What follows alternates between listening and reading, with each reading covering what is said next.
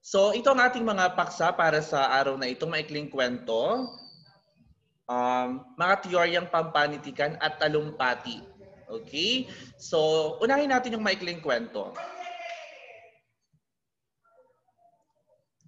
So sabi diyan, ang maikling kwento daw ay isa sa mga anyo ng panitikang pinakapopular sa mga mamabasa. Ano? So alam ko naman na alam niyo na ang maikling kwento at ang bahagi nito. So atin muna tatalakayin pa rin kung paano nga ba sumulat ng maikling kwento. Sabi din dito, marami ring naaakit sumulat ng maikling kwento sapagkat isa kasi ito sa madaling isulat lalo na ng mga baguhang manunulat. Kasi ang maikling kwento, magkwento ka lamang. Unlike sa pagsulat ng tula na marami kang dapat isaalang-alang.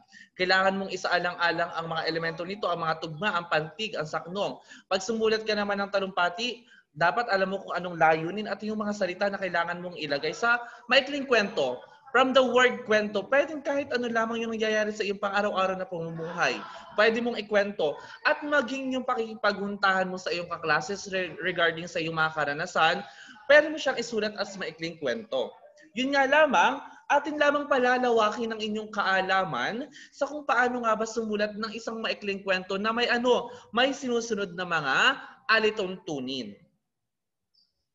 So ano yung mga hakbang sa pagbuo ng maikling kwento? Una, isang mahusay na paksa o ideya para sa inyong kwento. Okay, sabi diyan, makabubuting mag-obserba sa paligid, makipag-usap sa iba tungkol sa isang pangyayari sa buhay nilang kakaiba, nakapupulutan ng aral at hindi nila malilimutan. Sa panahong ito ng smartphone, ay maaaring kunan ng video o larawan ng isang hindi pangkaraniwang pangyayaring maaaring pagmulan ng ideya para sa isang kwento. Okay, so dun sa pagsulat natin ng maikling kwento, dapat alam natin yung isang paksa o ideya kung saan iikot yung maikling kwento. Ano ba ang inyong ikikwento? Ang inyong natatanging karanasan o yung karanasan ng iyong mga kaibigan, o yung naobserbahan mo sa iyong lipunan o sa iyong community na kinabibilangan. Okay, first, mahusay na paksa. Okay, ikalawa, makatotohanang mga tauhan para sa kwento. Of course, dahil ito ay maikling kwento, naturalmente, por favor, dapat makatotohanan ang mga tauhan. Paano natin ma-assure na makatotohanan ang mga tauhan? Ang mga tauhan ay makatotohanan. Tukuyin ang itsura at kalagayan sa buhay ng iyong tauhan. Isipin kung paanong magsalita, magbihis, at gagalaw ang iyong mga tauhan. So dapat makatotohanan. So sa iyong paglalahad ng kwento, ilahad mo kung sino ba yung pangunahing tauhan. Ilarawan mo ang kanyang itsura. At paano ba siya magsalita? Ano ba yung appearance niya? Na kung saan kapag binabasa ng mambabasa, okay? Na kapag binasa ng mga mambabasa, makikita nila, mabivisualize nila kung sino yung tinutukoy ng iyong akda. Makatotohanan, una, paksa, then makatotohanan ng mga tauhan. Ang ikatlo, angkop na tagpuan para sa iyong kwento, of course. Dapat angkop ang iyong tagpuan. Okay, ang mga tagpuan ay hindi lamang ang lugar kung saan mangyayari ang kwento, kundi kasama rin ang oras, panahon, at kalagayan. Wait lang, at nilang i-accept. Panahon, umuulan, umaaraw, malamig, umainit, magulo o tahimik, at makabubuting kabisado mo ang lugar na iyong tagpuan. Mahalaga din na sabihin nyo yung oras. Mahalaga rin na sabihin niyo yung panahon. Para mas madaling maiakma nung tauhan, anong nambabasa sa tauhan, yung kanyang sarili. Mas madali na maiakma nung mambabasa kung masasabi rin natin kung yan ba ay umaga, gabi, magulo, tahimik, para ma-visualize din niya. Okay? Aside sa paksa, aside sa makatotohanang tauhan, dapat ay angkop na tagpuan. Kapag kasama to sa exam, hindi pwedeng tagpuan lang ha. Dapat ay angkop na tagpuan. Hindi ba sa tauhan? Makatotohanang tauhan. Okay? Ikaapat, uri ng pananaw o paningin gagamitin sa kwento. Pag sinabi natin na mga pananaw o paningin gagamitin sa kwento, ito yung sino yung nagkikwento dun sa akda? Pangunahing tauhan ba? Kung sino ba yung bida, siya yung nagkikwento? Or hindi siya yung nagkikwento pero kasama siya dun sa kwento. Mayroon tayong tinatawag na unang panauhan, ikalawang panauhan, at ikatlong panauhan. Okay. Mayroon kasing mga kwento na gumagamit ng iba't ibang pananaw. Okay, sabi dito, may mga makabagong kwentong gumagamit rin ng hindi lang iisang pananaw, kundi magsasalita ang dalawa o higit pang tauhan sa paglalahad ng mga pangyayari. Okay? Ikalima. Okay, hindi lang basta banghay. Pag sinabi kasi nating banghay, ito yung pagkakasunod-sunod ng pangyayari sa kwento. Simula, gitna, wakas. Sa maikling kwento, may tinatawag tayong simula, saglit na kasiglahan, kasukdulan, then wakas. Okay. So paano ba isusulat ang isang epektibong banghay? Sabi diyan, pagkakasunod-sunod na daloy ng mga pangyayari sa buhay ng iyong tauhan o mga tauhan. May iba't ibang paraan sa pagbuo ng banghay. Okay, tingnan natin kung paano ang iba't ibang paraan sa pagbuo ng banghay. Maaring buuin ang banghay sa pamamagitan ng isa sa mga paraan. Isulat ang mahalagang pangyayari ng magkakasunod mula sa simula hanggang sa kasukdulan, kakalasan at wakas. Pwede namang sa halip ng mga pangyayari, mga dialogo ng mga tauhan ang isulat mo. May mga dialogo. May pangalan, tapos ano yung sinabi niya, para doon makikita yung pangyayari. Then, kung ayaw mo naman at nagmamadali ka, isulat ang buod ng iyong kwento. Pero hindi yung buod na buod lang ha, mayroon pa rin detalye. Okay? Which is, kompleto pa rin yung thought o yung pangyayari talaga sa maikling kwento. Okay? So, epektibong banghay. Okay?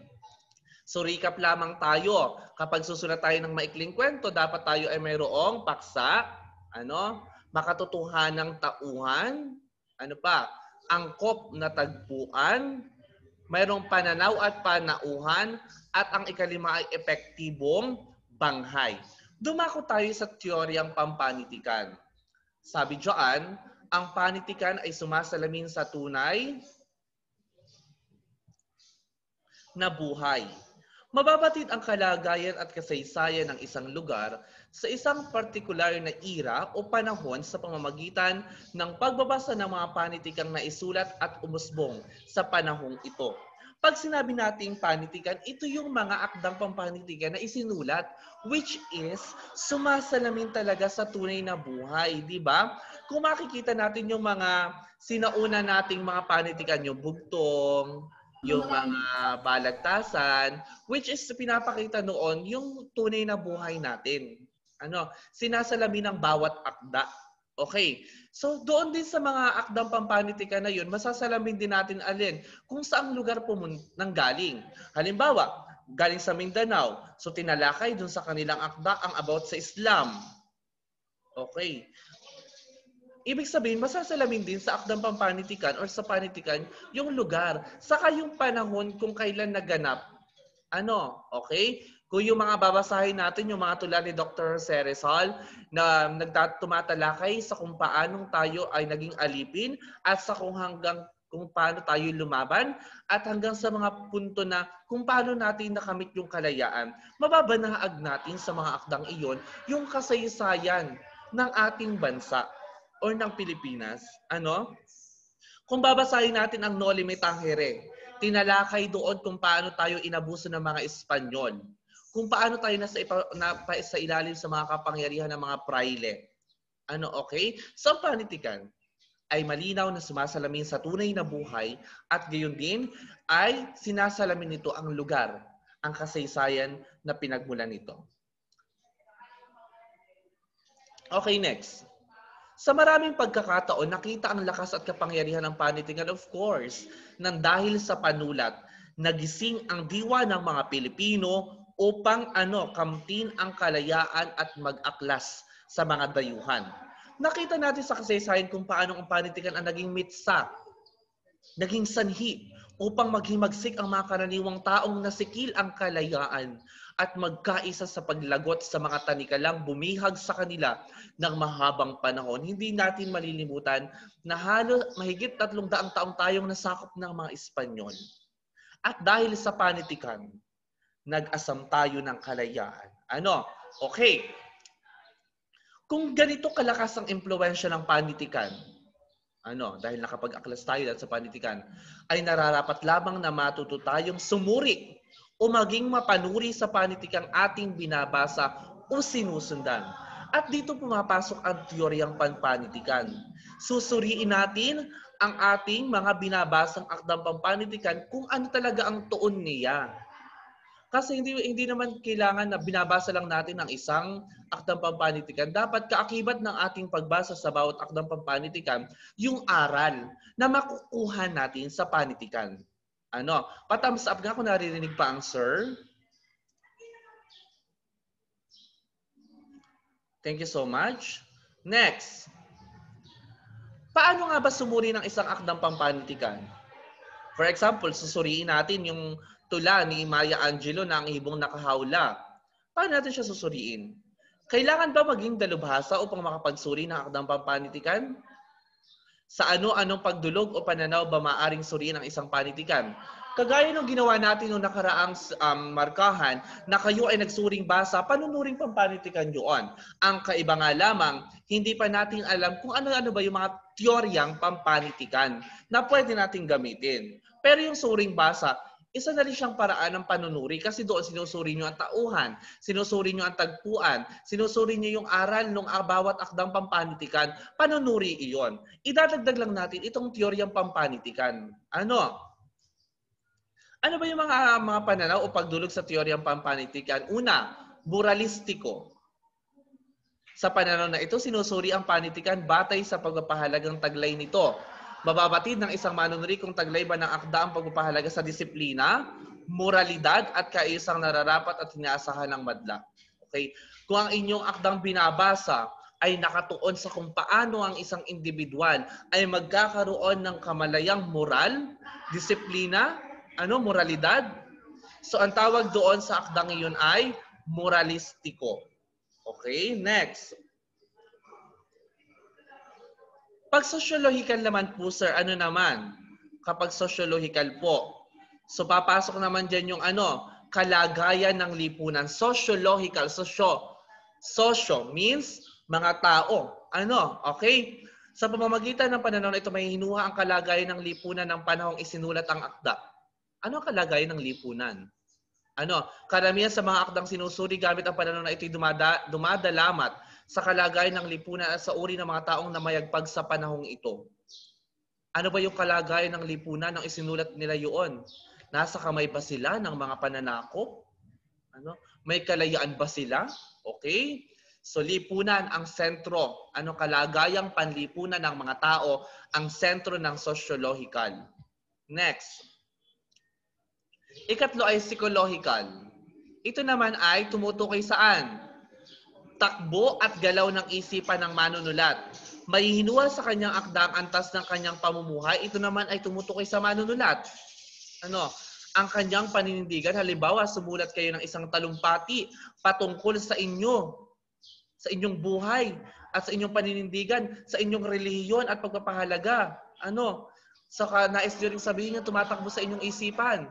Halimbawa, sumulat ka ng isang talumpati tungkol sa iyong paninindigan para sa relihiyon. Psychological yun sapagkat ipinakita mo doon yung alin? Yung iyong paniniwala at paninindigan. Psychological. Next, ika-4, formalismo. Ito naman yung pananaw na binibigyang pansin ng manunuri ang kaisahan ng mga bahagi at kabuuan ng akda ng malayo sa pinagmulang kapaligiran, ira o panahon at maging sa pagkatao o katangian ng may akda. For example, sumulat ako ng isang maikling kwento tungkol sa aking buhay. So ngayon, susuriin niyo yung kaisahan ng mga bahagi. Kapag sinuri niyo yung kaisahan ng mga bahagi na isinulat ko, and then kung paano ba siya nagkakaroon ng kaugnayan sa kasalukuyang panahon. So dito, ipapakita niyo yung kaisahan ng bahagi ng akda. Okay? Next, imahismo.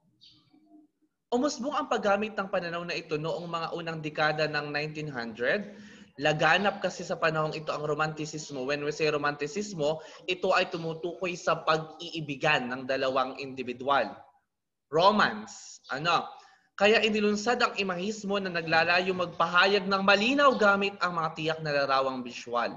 Nagiging mas epektibo ang pagpapahayag ng mensahe sa kadahilan ng nabibigyang buhay ng may akda ang kaisipang nais ipahiwatig. Imagination. Okay, ito ay bunga ng imahinasyon. Mababanaag sa akda ang imahinasyon. Ang pagiging imaginative ng isang individual. Next, humanismo, from the word human. Binigyang pansin ng pananaw na ito ang kakayahan o katangian ng tao sa maraming bagay. Ang pananaw na ito nagpapahalaga sa tao kaysa sa anumang bagay. For example, kung nabasa niyo yung biyag ni Lamang, pwede natin siyang ma-consider na humanismo kasi ipinakita doon yung kanyang physical na kaanyuan at saka yung kanyang lakas. Yung kakayahan niya bilang isang individual. So kung ito ay nagfo-focus na ipakita ang katangian at kakayahan ng isang individual sa kanyang akda. Halimbawa, gagawa kayo ng sarili niyong tula. Kung saan ipapakita niyo doon yung inyong mga talents, kung ano yung kaya niyo gawin as an individual o ng tao as an individual. So, papasok yun sa humanismo. Lalo't ipinakita niyo doon yung kakayahan ng tao kumpara sa iba't ibang bagay sa mundo. Okay? Ikapito,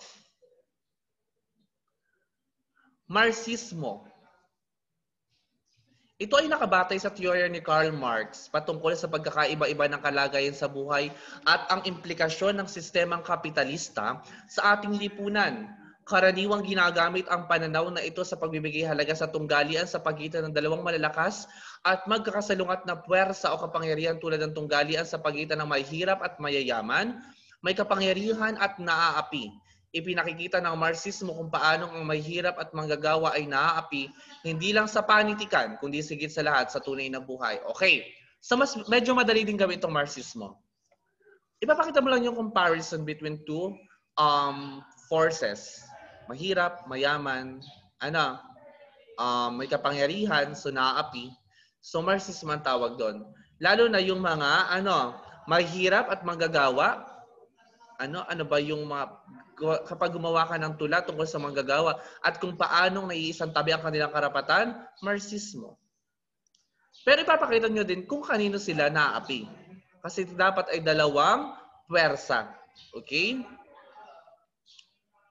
Number 8, arketipo. Ang pananaw na ito ay gumagamit ng huwaran upang masuri ang elemento ng akda. Ang salitang arketipo ay nangungulugang modelo kung saan nagmula ang kapareho nito. Okay, may model, kung saan nagmula sa archetype. Number 9, feminismo, feminine, means pambabae. So sa pamamagitan ng pananaw na ito, nasusuri ang kalagayan ng kababaihan at pagkakapantay-pantay ng kalagayan ng kababaihan at kalalakihan sa lipunan at maging sa panitikan. Layo nitong labanan ang anumang diskriminasyon, exploitasyon, oppression at ang traditional pananaw sa kababaihan. For example, ginawa natin ng tula si Maya Angelou tungkol sa kanyang kakaibang naiambag sa Africa. So, feminismo, babae. Halimbawa, tampok sa iyong talumpati ang nagawa ni Miriam Defensor Santiago sa ating bansa. Feminismo, kasi babae siya. Number 10, existentialismo.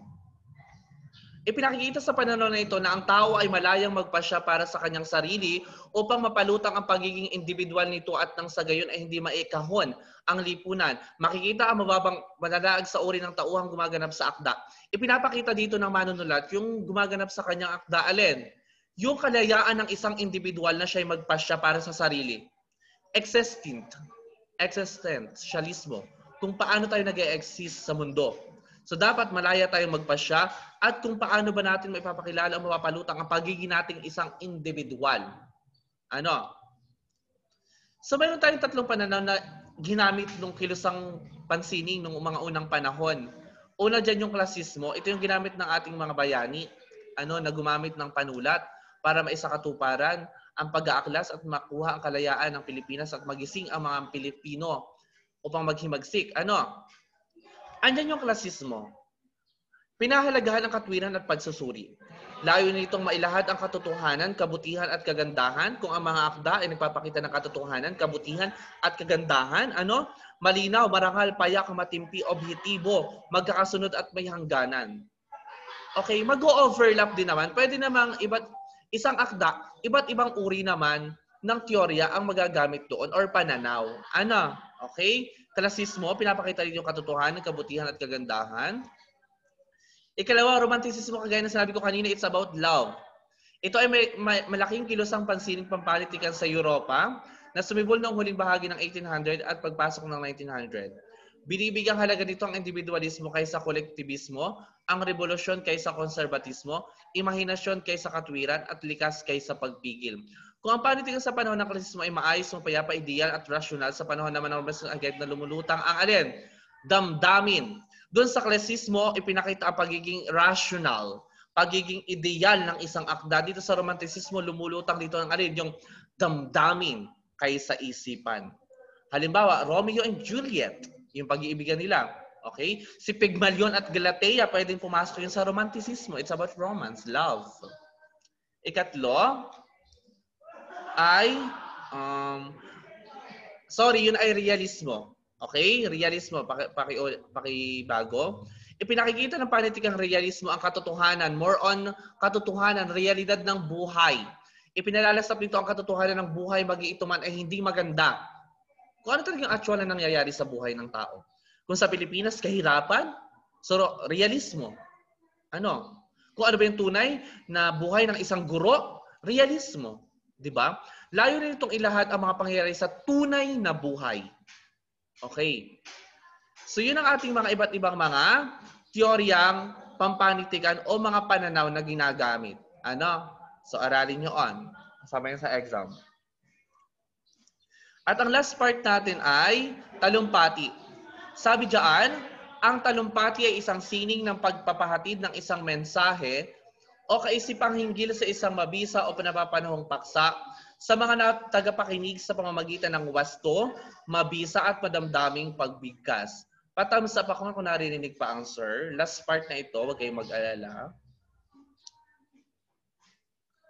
Okay, so akin lang inonote yung mga bagong dating.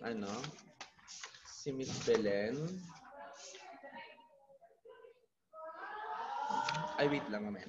Okay, so yan. Ang pagtatalumpati, isang sining na isang mensahe kaisipang hinggil sa isang mabisa o napapanahong paksa. So, ang ating topic ay talumpati. So, ito yung pagtatalumpati.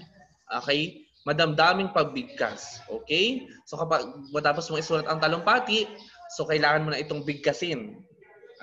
Okay? Kasi nga talumpati, kailangan siyang masabi sa harap ng maraming tao or ng madla. Ano yung mga layunin? Una, makapagbigay kabatiran o kaalaman. Madali lamang ito. Layunin ito mabigyan ng mga bagong kaalaman o kabatirang nagbaragdag sa mga dati ng kaalaman ng mga tagapakinig. Halimbawa, nagtalumpati ka about K-12. Magbibigay ka ng kabatiran o kaalaman. Ano ba ang K-12? Para dun sa mga hindi pa alam. Or ano ba yung mga paksa na nais mo sabihin sa kanila na magdadagdag sa kanilang kaalaman? Halimbawa, about leadership or pamumuno. Ano ba yung mga points pa sa pamumuno na nais mo sabihin sa kanila? Okay? Next, makapagturo o magpaliwanag. Ang isang talumpati maaaring makapagturo, makapagpaliwanag ng bagong paraan o paniniwalang kaugnay ng isang ideya o kaisipan. Makatutulong ito sa mga tagapakinig upang makisapagsa sa ibang anggulo at maiangat ang nalalaman ukol sa paksang tinatalakay. For example, ang Sir Ruel. Okay? So, yung ginagawa namin na pagtuturo, magpapaliwanag kami ng isang specific na bagay. So, na makakatulong sa inyong mga, para maiangat ang inyong nalalaman sa mga buhay. For example, yung mga pro-life, yung mga insurance na nagpapaliwanag sa inyo, bukod sa siya nanghihikayat, nagpapaliwanag din siya tungkol sa paghahanda. For example naman kami, yung mga topic namin tinuturo sa inyo, pinapaliwanag namin. Aside na nagbibigay kami ng kaalaman, pinapaliwanag pa rin namin. Okay? Ikatlo, makapanghikayat ito. So ano ito? Ang isang mabisang talumpati ay maaaring makapanghikayat sa mga tagapakinig. Maaari nitong mabago ang pananaw ng isang tagapakinig at makaakit itong sumang-ayon o tanggapin ang pinagtatalo ng bagay o kalagay. Madalas ito nagagamit ng mga politiko sa pangangampanya. Halimbawa, mga nangangampanya ang politiko. Okay? So sinasabi nila yung kanilang mga nais gawin. Ano? Kung bakit sila ang dapat yung iboto. Ano ba yung mayroon sila? Ano? Na kailangan natin silang iboto. Or else, ikaw naman, as an individual, ano? Paano mo ba mahihikayat ang mga mag-aaral na kagaya mo na tangkilikin ang edukasyon? Paano mo sila mahihikayat? Paano yung talumpati? Halimbawa ako, gagawa ko ng talumpating makapanghikayat para sa mga mag-aaral. So, ang magiging laman ng talumpati ko is yung kahalagahan ng pag-aaral. Hihikayatin ko kayo na magkaroon ng positibong pananaw tungkol sa kahalagahan ng edukasyon. Hihikayatin. Next, makapagpaganap o makapagpatupad. Ang isang talumpati maaaring makapaglahad ng isang adhikain, proyekto, batas o ordinansang kailangang mapalaganap o maipatupad sa nakararami. Ito ay magtutulak sa tagapakinig upang maisagawa o maisakatuparan ang kaisipang nabanggit sa talumpati. Ito yung mga halimbawa kapitan. Mimitingin ang kanyang makagawad kung ano yung project para sa kanilang barangay. Okay? Kalimitan sa mga politicians. O halimbawa may groupings kayo. Tapos may leader. Tapos i-discuss niya kung anong gagawin nyo para matupad or maisagawa yung inyong gagawing group activity. Diba? Okay? Ikalima, ang last ay manlibang. Ang talumpati upang maging mabisa ay kailangan magkaroon ng pang-akit at makapanlibang sa mga tagapakinig. Ang bang layunin ng talumpati ay magtatagumpay lang kung lubos itong pinakinggan at kinagigiliwan ng mga tagapakinig, kaya't nararapat ang talumpati maging kawili-wili sa mga tagapakinig. Tingnan niyo yung mga tatalumpati na nagjo-joke, mas na-attract yung mga tagapakinig. Kasi tumatawa sila. Tapos sila ay nakaka-relate. Kasi nakakatawa nga. Okay? So, manlibang. Pero pwede kayong gumawa ng isang talumpati, pero pwede nyo pagsama-samahin ng iba't ibang, layunin. Okay? So, paano bumuo ng talumpati? Una, suriin nyo kung sino yung tagapakinig. Para maiakma nyo yung paksa. Baka naman yun ay bata. Tapos ang topic nyo yung pang matanda. Iakma nyo rin yung style ng inyong pagsasalita sa mga tagapakinig. Pwedeng pabiro kung kasing edad nyo, pero kung nakakatanda siguro, ating limitahan, at gawin nating makita natin yung paggalang at respeto. Hindi ko naman sinasabing kayo hindi kailangan i-respect yung kaedad nyo. Of course, yung choice lamang ng words. Yung context. Ikalawa, dapat ay malawak na kaalaman. Hindi ka pwede magtalumpati kung wala kang kaalaman sa paksa. Makukumbinsin mo lamang, ang tagapakinig, kung makikita sa iyo bilang nagtatalumpati yung lubos na kaalaman, yung kumpiyansa nyo sa sarili nyo. Kasi makikita yun sa mananalumpati kung gamay niya, yung paksa. Okay? Ikatlo, mabisang balangkas. Bago maupo at simulan ang pagsulat ng actual na talumpati, ay makatutulong na malaki ang pagbuo muna ng balangkas. Paano po yung balangkas? Pwede kayong gumawa muna ng pambungad na talumpati. Ano yung panimula? Paano nyo ba siya sisimulan? Ano ba yung ilalagay nyo sa panimula? Okay? Ihahayag nyo sa panimula yung paksa na tatalakayin nyo. Okay? Doon sa katawan ng talumpati, paano nyo ba ilalahad? Ano ba muna, for example, ang topic nyo yung kabataan? Alin ba doon sa kabataan ang kailangan nyong ilahad? Yung kanilang paniniwala, yung gawain nila? Alin doon? Okay. So at ang ikatlo ay pangwakas ng talumpati. Kailangan sa pagtatalumpati, mahalaga yung impression na iiwanan nyo sa madla. Kasi wala nang bearing yung introduction at katawan kung ang inyong pagtatapos ng talumpati ay hindi nakaakit sa madla. Kung magwawakas kayo ng talumpati, guys, kailangan ganito. May hamon. May tanong. May kwento. O kasabihang mapag-iisipan ng tagapakinig. Mga anak? Kasi halimbawa, nagbasa ako ng talumpati na sinulat ni Mark. Tapos sa hulihan niya ay, kaya kabataan, kailan kayo magsisimula? Kailan nyo sisimulan ang pagbabago? Ngayon, ang tamang panahon. Hinamon nyo siya. Doon sa panimula ng talumpati, dapat ay attractive din siya na kailangan basahin ito ng mababasa. Sa gitna ng talumpati, dapat malaman ang pagtalakay. At sa pagwawakas ng talumpati, mayroon kayong iiwang kakintalan. Pwedeng tanong, ikaw, masasabi mo bang kabataang pag-asa ka pa ba ng bayan? Ganon. Okay? So ang apat ay pagbuo na mismo ng talumpati. Alam nyo na ang panimula, alam nyo na ang gitna, alam nyo na ang wakas, at sa paghuli, buuhin nyo na yung talumpati. Kailangan organisado ang pagtalakay sa paksa. Ano? Okay. Sabi dito, mula sa nabuong balangkas at mga nasaliksik na datos ay maaari ng umupo at isulat ng mananalumpati ang kabuuan ng kanyang talumpati. Makatutulong kung batid niya sa una pa lang at kung gaano kahaba ang lang oras para sa kanya para maiakma ang bilang ng mga salita. Makatutulong kung susulatan muna ng burador, draft in English, at saka rebisahin ng paulit-ulit, guys. Ano? Kasi paulit-ulit nating binabasa, paulit-ulit natin nakikita na may kailangan tayong itama. Okay? Maaari itong maging maikli, subalit maliwanag. Wala sa haba ang talumpati. Yan ay naandyan sa laman. Ano? At kawili-wili dapat sa mga tagapakinig. Okay. So yan. So, sa pagsulat ng talumpati, atin lamang i-recap ang ating tinalakay. Kailangan na mayroon kang, alam mo kung sinong audience. Alam mo, kung pipili ka ng paksa, dapat yung gamay mo. Marami kang alam tungkol sa paksa. Of course, sabi din dyan, kailangan din natin na bumuo ng balangkas. Panimula. Ano ba yung isasama natin sa panimula? Dapat yan ay kaakit-akit ang panimula. Magbubukas sa kabuuan ng talumpati. Sa gitna, paano natin tatalakayin ang mga punto ng ating paksa? At sa wakas, paano ba natin ito wawakasan? Na mag-iiwan ng impresyon sa mga mababasa. Okay? So, sa inyong gagawin sa Genyo, ito'y last nyo nang gagawin kasi doon sa mga tapos na sa performance task, last na ito. Pagsasanay, tungkol sa tinalakay natin na maikling kwento, at ang ating pagsasanay dito ay quiz, multiple type of test. Ang cover ng quiz dito is yung paraan ng pagbuo ng talumpati, layunin ng talumpati rather, at saka yung mga teoryang pananaw sa teoryang pampanitikan. Then, gagawa kayo ng sarili nyong talumpati. Okay? Naunawaan.